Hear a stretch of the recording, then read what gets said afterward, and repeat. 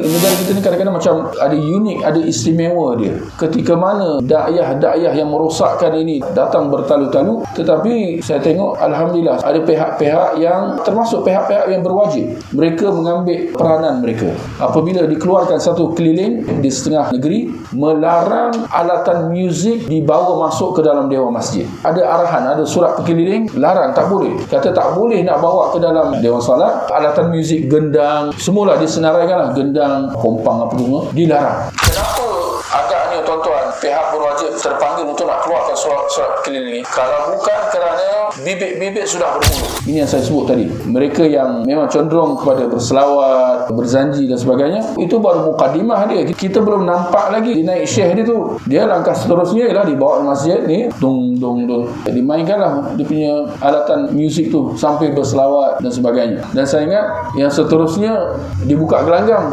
Dekat negara kita alhamdulillah tak ada. Tapi di negara Timur Tengah, di Kompang, kemudian ada seorang kat tengah tu dibuka dia punya, dia menari lah. Dia menari. Tok Syekh tu menari. Terkinja-kinja, terlompat-lompat. Tapi memang tak senonoh lah. Tapi alhamdulillah pihak berwajib mereka ambil langkah, orang kata proaktif lah. Semoga benda ni tak tambah lebih besar lagi.